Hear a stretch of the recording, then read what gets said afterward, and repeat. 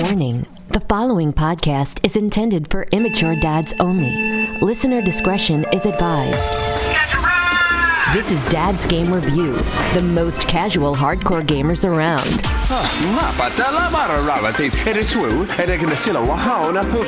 Reviews and news from every platform. We waste our time so you don't have to.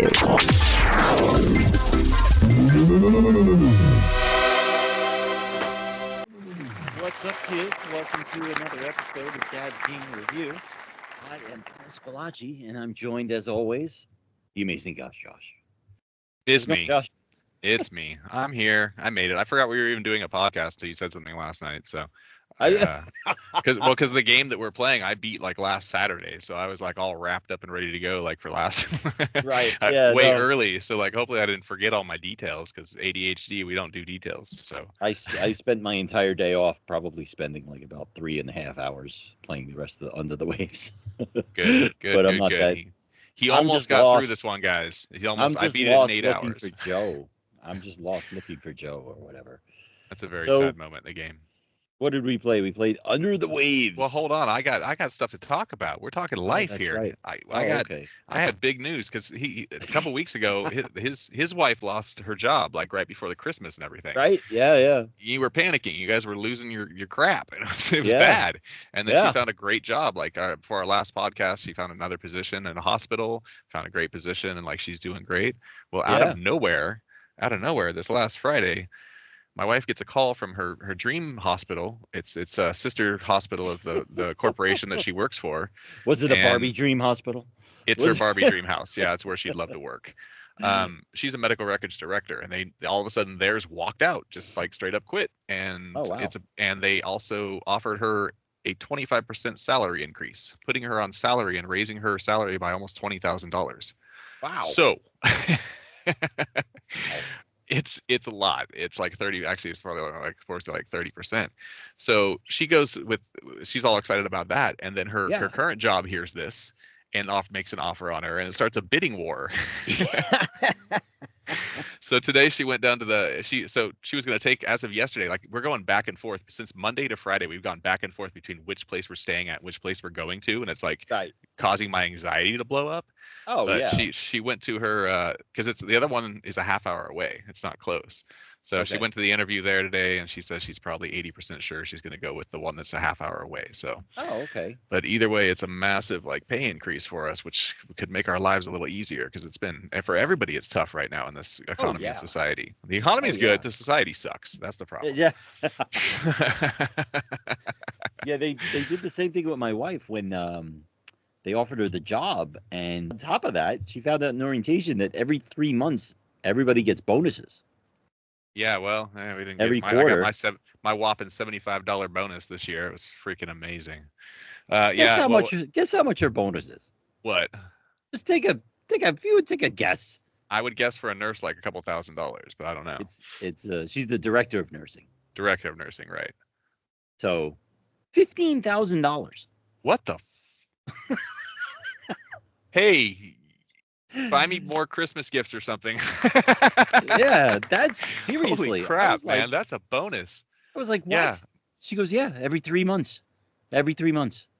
Oh. And then at the end of the year, there's a Christmas bonus. You got yourself a sugar mama. We all dream of it, sir. We all dream of it. All right. Anyway, video games. So that's our catch up for life. I guess it was a good thing she got fired. I don't know.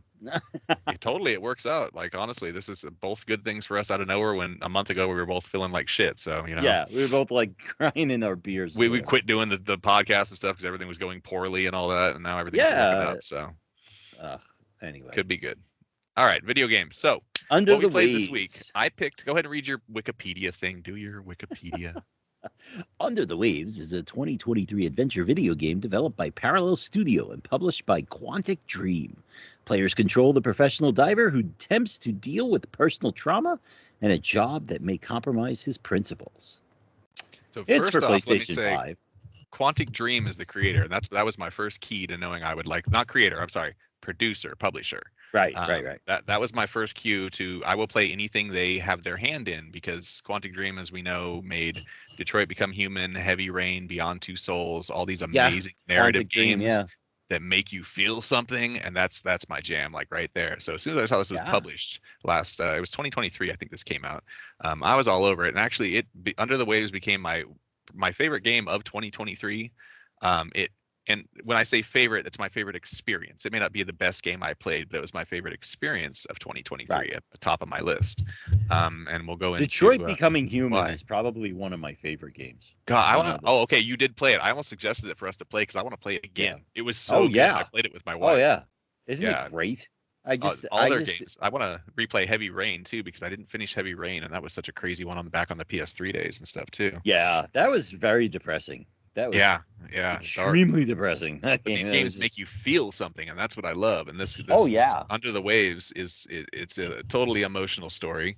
Let me set up the premise for it real quick here. So sure. The game takes place under the ocean. You are down in a underwater oil rig. You're the safety guy for down there. Let me pull up the names here. I don't have my notes up here real quick. Sure. Bear with me while I chew on a pizza roll. There it is, Under the Waves. All right, so Stan and Emma, they're married. Stan's working for the oil company, the corporation, big bad corporation under the sea. He decided to go down there and work because they had their daughter just die recently in a car crash. And he's decided he's going to abandon his wife and put himself, alone under the ocean to deal with his trauma and put himself into his work so as not to deal with the situation. Right. And so that's where you start out. You just start out under the ocean on this little. I was surprised how long it took to get to the credits. And don't they kick in at like a perfect time with like some music and like you're drifting through the sea and all of a sudden the credits roll in, the music kicks in. The music was great in this game. I don't know. I mean, it just matched everything that you're feeling. Like it's like one of those times when like you're meditating and you're like, this is the perfect sound. I just can't believe I'm here. Like, you're just like when you're listening to like some type of meditation, some type of crap singing bowl in the background or something. And that's the biggest thing. That's actually why this was my favorite experience of 2023 is because the atmosphere and the ambience and the music. Because I have the ocean tattooed on me. The ocean is my happy place. It's like the peace and the serenity of the ocean. Like I don't need electronics. I don't need STEM. I don't need all this stuff. I just need to be at the ocean. I need the white noise of the waves, the beach, the wind of the air. So like being under the water with this whole water sounds and just the smooth. You hear in the distance like a whale noise coming up behind you. Oh yeah, that was the best part. Behind you. You turn around, there's a massive blue whale like coming over and like or going through these caves and stuff, and like you hear single piano notes that just like accentuate the moment. Like, and you get those chills. Do you know what frisson is? Do you know what frisson is? No. I call them the emotional chills. Frisson is where an emotional thing happens in a movie or music or whatever, and you get chills all over your body. Oh, and like some people don't get that. They don't have frisson, which is weird. I found that was only a certain thing that people experience. But I was getting frisson chills like through this whole game with all these different moments and all these emotional emotional parts in it. So I learned from a client this week that fizzing is a thing. Fizzing? What's fizzing? So she said to me, because this client that I talk to on a daily basis, I noticed she slept in one day, and she came to me like during dinner time, and she was like, I slept all day. And then I talked to her the next day, and I said, oh, so you're up today, huh? Because she was up in the morning. And she goes, yeah, I was fizzing. And I said, fizzing? And she goes, yeah, it's what happens when you've taken so many drugs that you just literally taste it in your mouth. What? After you quit. Oh my God, I've never heard of that. Is that like when because I was an alcoholic, I'm ominous about that. Is that like when I can think about like Jim Beam whiskey and taste it in the back of my throat or something? I guess. I mean, I can't say because I if I drive through a Carl's Jr. drive-through because I was used to get that in a bottle of whiskey and I smell a Western bacon cheeseburger and I get a little nauseous because I know the whiskey's coming. Yeah, that's just like that. Yeah, just like that. I get it then. I get it. Well, anyway, frisson is emotional chills, and that there's so many emotional parts in this. So go ahead and talk about your experience with the. I just enjoyed this game. It was just such a chill, relaxing game. There was no pressure to be good or do anything. I mean, the only thing I will say is that I crashed my vehicle, my underwater vehicle, about 5 minutes in. Like, yeah, it's hard to. It's you have to get a control. Used to go. I think this has the best underwater like controls in literally, any game. the game was like, the game just kind of like faded to black, and it was like, your vehicle crashed. Like, just like I had to start over. So it uses L2 and R2 for ascension and descension. So it made it real easy to just, you have this like fully pivotable underwater sub, and that's what you spend their whole time in the game, exploring and searching. Or you bounce out of the sub and you go swim around and you pick things up. But for a game to be fully underwater, you've got to have excellent underwater mechanics. And this piloting that sub around just became so smooth, and just gliding through trenches and stuff like that, because you're exploring caves, you're underwater, you're going around oil rigs. I loved exploring the wrecks. I found a helicopter. Yeah, all the shipwrecks and stuff. Yeah, I found a shipwreck. There's another fishing boat. I loved it. I don't know why. I just loved looking at them. The game's a collectathon. If you like, and the first time I played through it, I put 15 hours into it, which is about twice as what it takes, because I collected everything. I was going for a platinum. Right. There's a glitch. I had a glitched out collectible that kept me from the platinum, and they know the glitch exists, and they've still never fixed it to this day. And I did it back in 2023. The glitch, the thing opened this time. I went straight to it as soon as I started the game. I was like, let's go find that glitched out box. It opened this time, but I wasn't going to go get all the collectibles again and stuff like that. Like, this is my second time playing the game, so it's about time, Quantum. So when it comes to the story, like I said, this is about a daughter dying, and you have a daughter, and you're a daddy, and it was deep. It really hit home. I mean, not only do I have a daughter, I have a daughter that I was told was going to die at least 3 times. So this really hit me hard. This really was like, wow, this is what the trauma that I almost felt when I went through all that. So it was very deep, and it was very, just like, it was just so surreal to feel those feelings again, and it just, I was like, I couldn't separate myself from the video game. I was just like, wait a second. I remember these feelings. They fucking suck. And just going, holy shit, that's what this is. And then just like, wait a second. It's almost like when you're dreaming and you wake up and you're like, wait a second. Like, for a second, you have to orientate yourself. Yeah, you're so lost in it. You're like, was that real? And that's right. Yeah. That's the way this game felt. And I have to say kudos to that. I will say it is basically, if anybody's looking for the short review, this game is Firewatch underwater. That's all. Yeah, but you hate Firewatch. Oh yeah. This is like, I'll tell you what. This is like if Firewatch actually had a decent human being as the main character this time. That's what this is. I complained about this plenty of times, and John will tell you, our previous host will tell you 1,000 times over, shut up about Firewatch. Seriously. You just don't like walking sims. You don't like walking sims. No, I don't like walking sims where the main character is a douchebag. This guy, his wife had cancer. So his thing was to go find himself in the woods, fall in love with a woman he's never met, basically a stranger. And this stranger had to tell him to be a decent human and go back to his dying wife. Boy, I must have missed some themes or something. I played it so long ago with my wife. That's so funny. You're all passionate about it. I've never seen him get so worked up. I couldn't get over. I was like, what? What an asshole! Like, what stranger needs to tell another stranger the wife's dying of cancer? Maybe you should go home and take care of that. Yeah, this game's really upset Paul. I haven't seen him so passionate about anything. It's amazing. I love it. And so I guess this could be related to Firewatch, because the walking sim where you go from cutscene trigger to cutscene trigger, it is the same type of indie type of game where you're going to trigger your different cutscenes. But so here's the loop of the game. You have about 4 or 5 days that you're going to go through. Full day experiences, and it's a loop. Each day ends and the new day starts with a new loop. So you wake up, you make your coffee, you get dressed, you check your messages, you check in with Tim from corporate who's telling you what you got to do, and today you got to go out and rearrange the O2 on the bio tanks out there because something's going wrong. And though you go out and you do a couple missions, you do some collecting and you wrap up things, you come back and you talk to your wife, or you fall asleep and you have a dream. And that's where you get, and like you were saying with your dreams. Yeah, like you were saying with your dreams being too real. Yeah.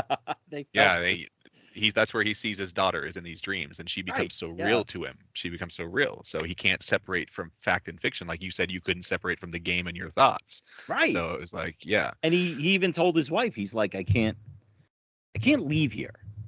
Like, she's down here. And his wife is like, he's fully convinced. Yeah, his wife is like, what? You need to come home. Like, this is crazy. And he's like, I can't. I found her. She's down here. You know, it starts making you wonder if it's like hypoxia. Like, is he getting like the oxygen poisoning or whatever? Like, from right, like hallucinating. But so the first time he experiences this, though, it's where you talked to me. You were about the refinery. So you have to go down there, and things start escalating with this corporation. You go down to fix some stuff on the refinery. The refinery explodes and causes an oil leak, massive oil leak. And then we have this whole corporate cover up of trying to hide what's going on with everything, which is typical. This is a commentary on corporate America, the environment. It's actually sponsored by the Surfrider Foundation, which takes care of the oceans and stuff with a lot of nonprofit fundraising and stuff. So this is all about the environment and F you to corporations, which I wholeheartedly agree with. Right. But all right, I got off track. Let's take a step back there, Mangione. I'm sorry. Yeah, right. I know, right? Oh God. Anyway, to backtrack. So he's out there, and this explosion happens and knocks him unconscious, and all of a sudden he wakes up and he's in his old home with his daughter in her room, sitting with her, and that's where she becomes real to him. Like, obviously he's been knocked out, he's hallucinating or whatever, but is he? You know? So that's the part that really the only thing I will say to this is that the only thing I didn't like is that there was no option to skip any of the cutscenes. Like, why would you skip the emotional cutscenes? You, whatever. I'm not saying you should or that I wanted to. I'm just saying, like, there was this one instance where I died, and then I had to play the scene over again, and I had to watch it again, and I was just kind of like, why wouldn't they put a skip option? So, guys, for your reference, guys, nothing can kill you in this game. The only way you can die is if you kill yourself by running into crap on purpose. So, who cares about skipping cutscenes? Because I never had to replay anything in my 2 playthroughs of this entire game. He just apparently likes to blow up his submarine. I just died a couple of times. I died a couple of times. One was in the sub. I just kind of hit it into a reef a bunch of times. Not because I was adjusting to the controls. At least that's the story. Oh, I know. It's weird at first. That's the story I'm going with. And then in the refinery, I just wasn't paying attention, and I just didn't plug another oxygen stick in. And it was running out. I just collapsed. Yeah, so that's I just where the wasn't paying collectibles attention. come in. That's where the collectibles come in this game. This game is a collect-a-thon. You have to constantly keep oxygen supplies on you, little vials of oxygen or whatever. You have to keep repair things for your sub. You have to keep mines. There's a couple other things, and you do this by going around and collecting all the trash in the ocean. Clean up the ocean with the metal and the electronics and the trash, and you get upgrades for your little sub, like a laser to destroy oil spills, and upgrade your speed and your gas tanks. Like, so that's where the collectible part comes in with all this, and why you want to collect stuff. So, what else is there? Yeah, so there's no skip button for the cutscenes. That's my only real gripe.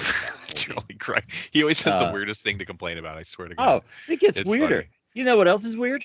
What is it with games that don't want to change your clothes for certain things? You've mentioned this before. You said this about Harold. What the fuck was Halibut? Harold Halibut?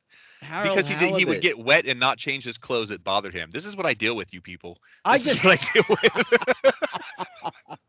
the hell kind of complaint is that? He was just like, I guess I must need some sleep. And he lays down in his wetsuit. I was like, you know what? I'm gonna let that pass. Because honestly, with the fact that you could interact with the sink and the shower and everything else around there, they should have probably put a wardrobe with a change of clothes for your happy ass. It didn't even have to be like one of those ones where like you have to select the outfit. It just had to be like, oh, I'm gonna get dressed, and then just like cut to him getting in bed. Like, that's all it had to do. I mean, I wasn't complaining, and I knew the moment I said this, I was like, all right, you know what? I'm gonna let the whole going to bed in your wetsuit pass. I was like, thank God. I was like, because I'm just gonna. I know I'm gonna hear it from Josh about the weirdest things that I complain about. It is the most inane complaints I've ever heard. It wasn't until then, not a fortnight after, Wasn't until then that he came back from, and in the cutscene, he's shivering in his wetsuit. I didn't catch that. What? What is wrong with these people? Oh, you actually went and made him shower, and he stayed in his wetsuit because you can interact with the shower. It was part of a cutscene. It was a cutscene. Like I came back to the life module, and he was just like, and it's just like washing his body in the wetsuit as if it's like, what are you doing? What is going on? You were hoping for a man ass shot, weren't you? You wanted one of those gratuitous man ass shots. Maybe. But so that's not the point. Where did you leave up on the game? Where did you you quit? Oh, I was looking for Joe. Oh, that's right. And I got lost in all the tunnels with the fans.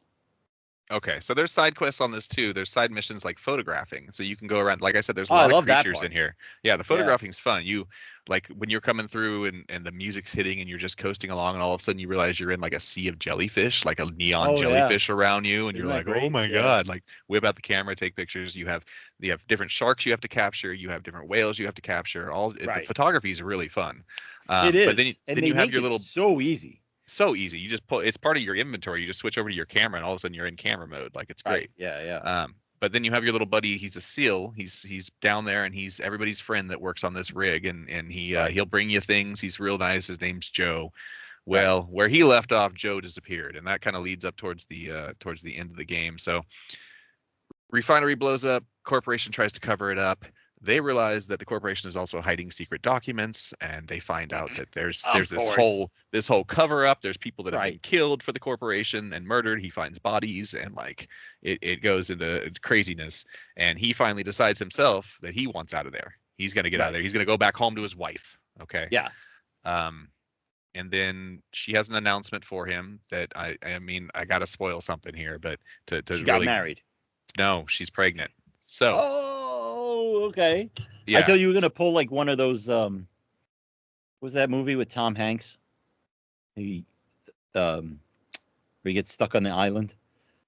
Oh, with Wilson or Castaway or Wilson? Yeah, Castaway. Castaway. I thought it was gonna be one of those where he comes back like Tom Hanks, and she's like, I moved on. It's been 5 years. I was gonna wait around for you forever. Well, up until this point, then she's every time you call with her, she's begging you, and he's like, I still have something to do. So he finally decides at this point he's gonna go back to his wife, and she tells him she has a baby. Like he's excited, but he's also conflicted, and he goes, okay, I just got to do one more thing. I got to go back and say goodbye to her. Okay. So this is all you missed out on. This is the last thing. You go down back to this deep trench. You're down in this deep trench. All of a sudden something happens. You're knocked unconscious and you're back in the home with your daughter. And this is how it ends. And so you have two massive choices to make. And here's the nice thing. Here's a tip for you guys. If you play this, as long as you let the trophy pop with the first ending and you don't let the autosave happen or anything like that, you can immediately go back and get the second ending. So yeah, there's a big choice at the end and two different emotional endings, and I teared up picking one of them. Yeah. Oh yeah, I bet. Yeah. I bet if I kept playing, I would. But you're not far from the end. It's worth finishing since you understand the whole dad-daughter story. I was getting a little annoyed at the whole tunnel thing because I was getting lost, and it was breaking the whole. It does get a little confusing in the tunnels under the water, and there are some puzzles that are a little confusing at first too. You do have to solve some puzzles, and you're in confined spaces in these like corridors and stuff, and you get turned around, and you do get a little lost. I did myself even playing. And you shit on Myst, and you like puzzles. Why do you refer everything back to the 90s? Play something modern. But there's this puzzles. Dude's stuck in the ColecoVision days. No, that was John too. John and his ColecoVision. Jesus Christ. If you want a point and click, I'll give you some point and click clicks to play. If we really need to play a point and click, we should play Chicken Police. Chicken Police is a funny freaking point and click. I swear to God, I thought you were gonna say Robot Chicken. I was like, no, I almost said Robot Chicken. I was like, there's a game. He has this fixation on. He just loves the point and click. So I actually have played a few. I have to find some that I can't say I have a fixation. I just like ease. Like my brain just gravitates towards easy. Like I just don't want to think. You know, The nice thing about this game, though, honestly, all it is point A to point B. It's just about how you get there and That's how all off it track is. off track you get. Like, there's Oh, nothing yeah. hard about it. You just need to get from point A to point B to trigger the storylines. But meanwhile, you That's can all it is. explore and go check out all this other fun stuff creatively. And you With get a no great skip button. But yeah. no cut. If you're dying that much, stop playing the game. Just give up. You're really sad at video. Just give up video games in general, honestly, if you're dying on this game multiple times. You really shouldn't even be participating in video games, I think. It Well, there shouldn't you even have be it. an issue. Expert Jesus advice H. from IGN Josh over there. Christ. Yeah, All right, no, do it. but I totally recommend this game. I love it. I You want to totally do good, bad, and ugly on it? Yeah, sure. Let's see what we got here. Hold on. Bear with me because I wasn't prepared. I found out this actually triggers copyright warnings on YouTube after I posted this on YouTube. I thought that was funny, but it only affects us in Russia. Oh, good. We don't like them anyway, right? Yeah, whatever.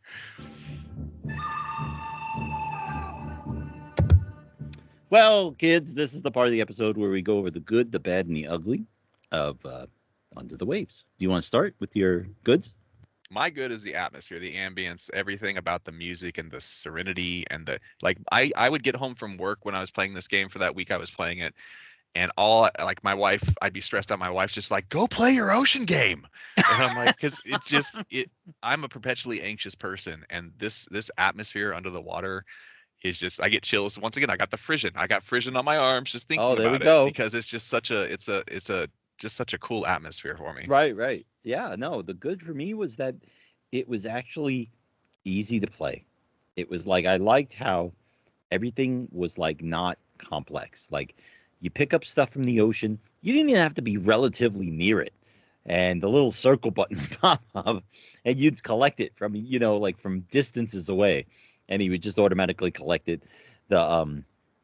Everything about it, like the missions were easy, the puzzles were easy, like they were just kind of like basic logic, and it was just the good is that they focused on the story itself and your trauma, which was interesting to me.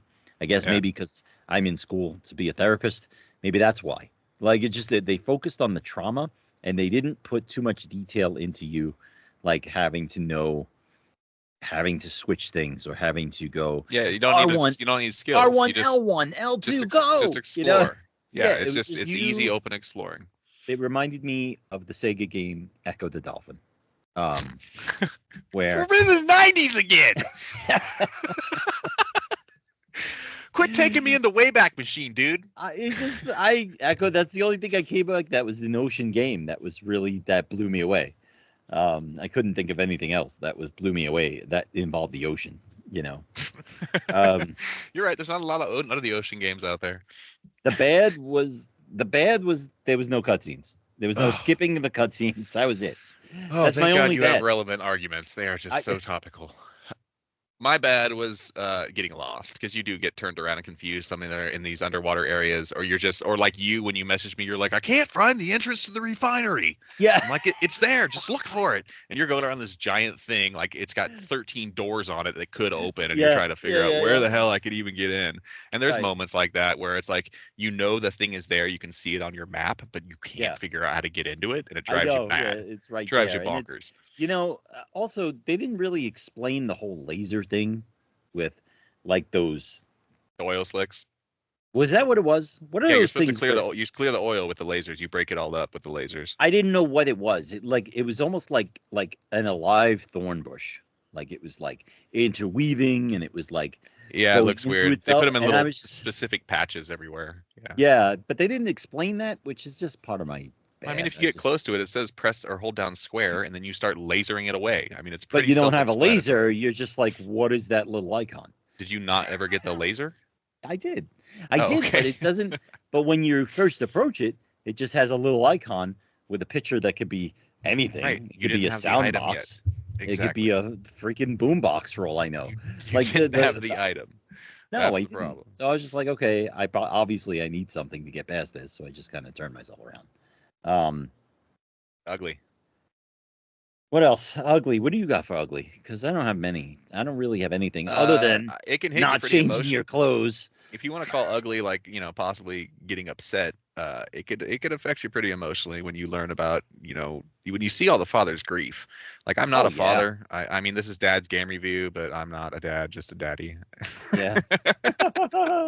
um, you see all this father's grief, and he's really lost it. He has lost sight of who he is. He has lost himself. He is grieving. He is crying himself to sleep. He's having nightmares where she exists. He's leaving his wife behind on the surface because he's so connected to her and can't deal with it.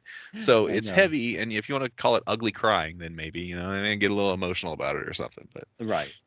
It's an interesting story. I mean, it really is, and it just really brings home a lot of just all the feels. And even if you're not, like you said, even though you're not a father, you still feel.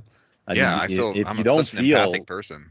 If you don't feel, then you're dead inside. I mean, it's just the emotions are really conveyed through. I mean, and it's not even like amazing graphics. There's not a whole lot of expression in the face or anything. It's just the words that are said and the expressions that are felt, and like it's powerful. Yeah. Right. So that's all I got for good, bad, and ugly. Do you want to talk about some news?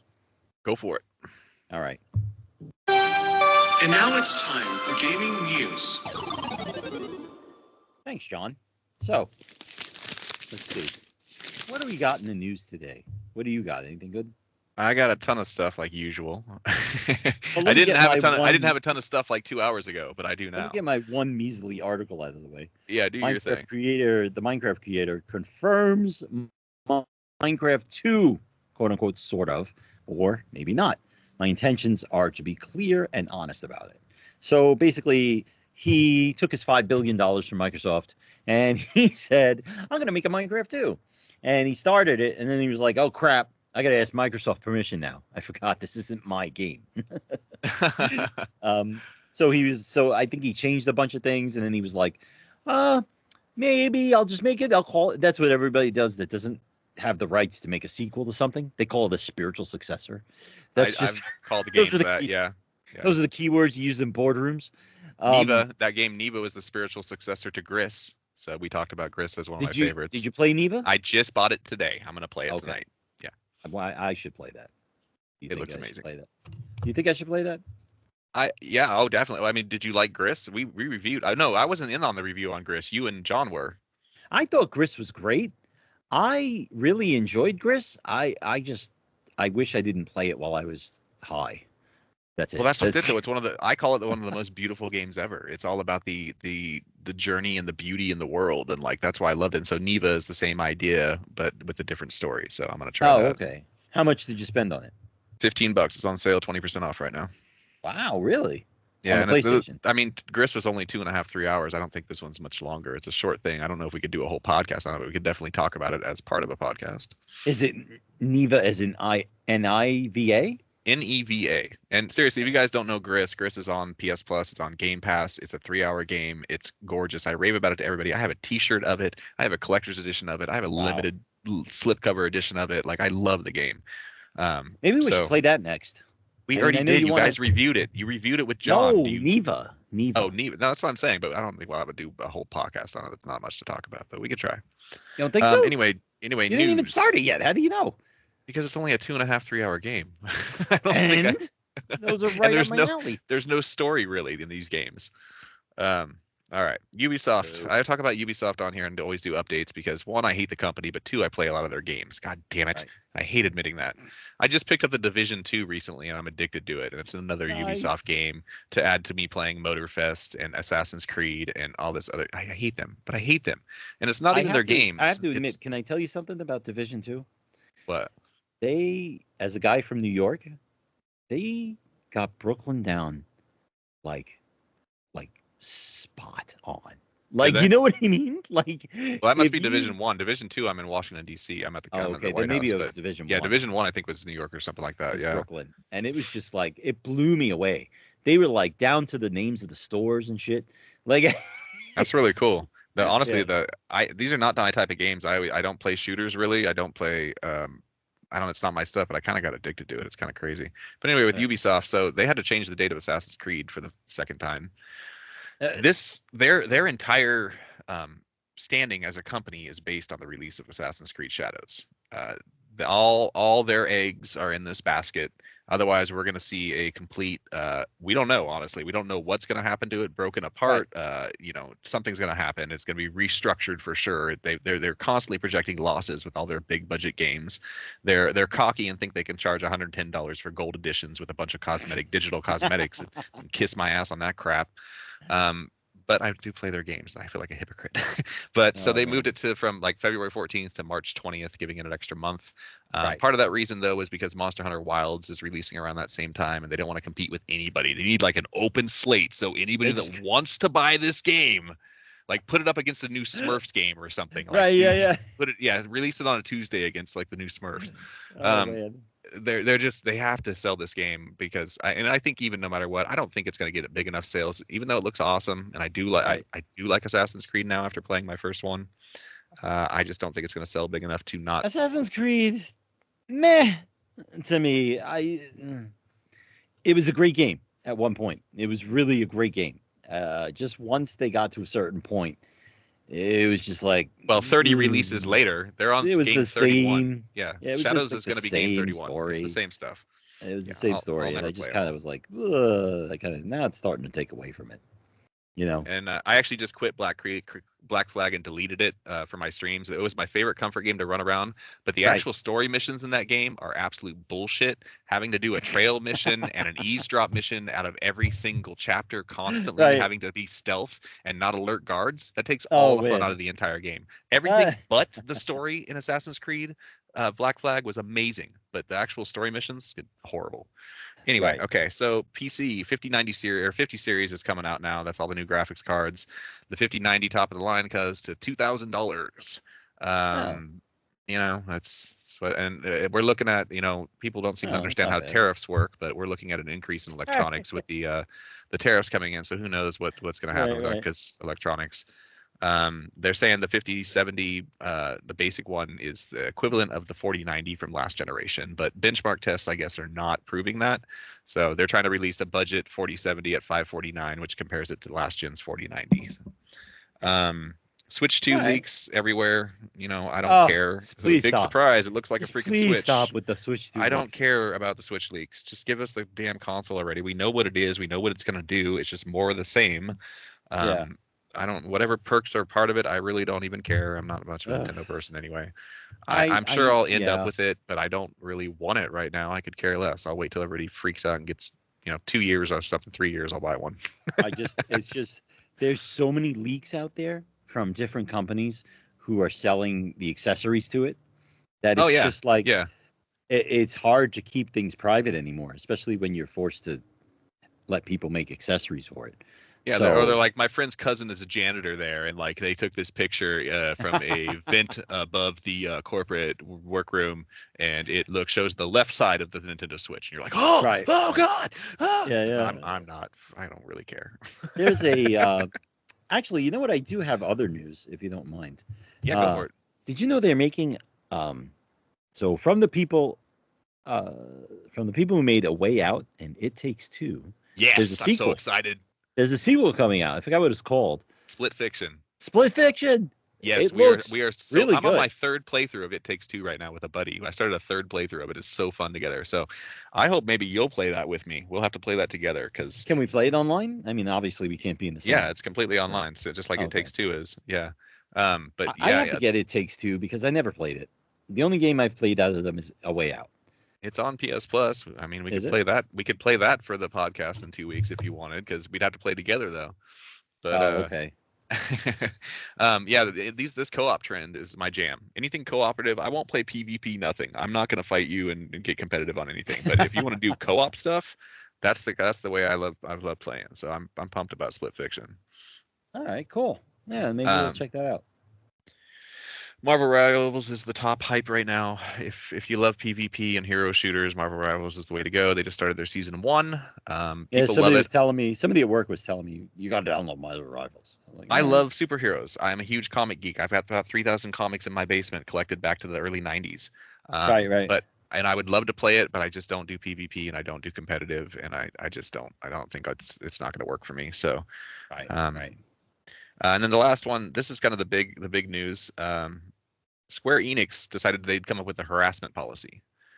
So a lot of developers over the years, you do something a gamer doesn't like, and what do? You get a stupid death threat. You get hate mail written to you.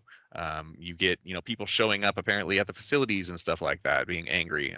So Square Enix is implementing a police or lawsuit for harassment, whether it's by forms of communication through texting, email, phone, showing up on the property. Pictures, videos, anything like that, anything that can claim to be malicious content or with an intent to harm or any kind of threatening situation can now be prosecuted. There's examples of, like, back when Last of Us 2 came out, the person that voiced Abby was getting death threats. Recently there was a Splatoon fan, like Nintendo's Splatoon game. Apparently he was going to cause violence or something like that. There was a Final Fantasy 14 actor who they found out was trans and got all kinds of death threats and hate. And then Square itself had multiple death threats in 2018, and they even had to cancel a tournament in 2019 due to violence being threatened. So that's where they're going with this, because there's a lot of developers out there. You can't do something wrong because these fanboys or these freaks just it's sad that we have to be in a situation like that where you've got to cater to the fact that there's violence based on video games. Like, can we say that again? These people want to hurt other people. That they based on argued back. games. Speaking of the 90s, this was the thing that they argued back in the 90s. Oh, that violence would cause video games cause violence. But this is not. This is different though. It's not the content of the video games. It's people being obsessed with the video games or whatever. Or like, this is actual violence. Or like, you do an update on a game that somebody plays obsessively for thousands of hours and they hate it all of a sudden and then they decide to attack you. Like, it's just I still don't think. I mean, you play Call of Duty all you want. I don't think you're going to go out and kill somebody because of that. I don't think that's what's causing it. But the fact that you're so worked up and so involved in your games that something changes that you don't like, that you're going to threaten somebody else's life, is bullshit. Yeah. No, I'm not a fan. I mean, obviously not a fan of violence, but not a fan of, like, people who have no lives, that they find that this is all that they have to do. Yeah, like your identity and your obsession, and you just become psychotic. Yeah. It's like the Beanie Babies. Oh my God, your references. Jesus Christ, man. This whole freaking, that's like 97, 90. Stop it. You just need to go back in time and be left in the 90s. Just let it, you've never grown up. You've never gotten past 99. If anybody wants to Google Beanie Babies, you're welcome. So we don't have anything picked for next time. I've like suggested a couple things. I was thinking like the Shadow Warrior games. I tried a Shadow Warrior game recently, and it was tons of fun with freaking swords. It was the Last Days of Lazarus. I thought well, I had that too. I just downloaded the Last Days of Lazarus. That looks really cool. Looks like it has a lot of psychotic religious imagery and stuff like that. Okay. So I actually am going to play that. If you want to do that next time, let's do that. It was only $4.99. I'm all for it. Let's try that. Okay, so Last Days of Lazarus, indie game from Italy. Okay, produced in Italy, and finally, my people. It deals with a lot of religious weird stuff, so I'm kind of excited to see what it is. So we'll do Last Days of Lazarus in 2 weeks. All right, and always fun talking with you, buddy. That'll give me enough time to ignore it until like 3 days before we have to record. It's 5 hours long. You can do it. I have to see. I can't get him to play any real games that actually go over 10 hours because the best I can get out of him is like 5 hours. So. I just don't have the time. I some of us who aren't independently wealthy. I don't understand. You have an adult child. What do you do? What do you do? What is there to do? I am in school and I work full time. And I work full time. I don't know. I'm old and I have sleeping and napping to do. I get like 4 hours of time a night, so I have a whole different life. But yeah. No, I'm horrible with sleep, so I try to sleep as much as possible because I just know my body doesn't do it as much. So I get it. Yeah. So anyway, all right. Well, we'll see you next time. Last Days of Lazarus. Last Days of Lazarus. See you later, buddy. All right, bud. All right, bye.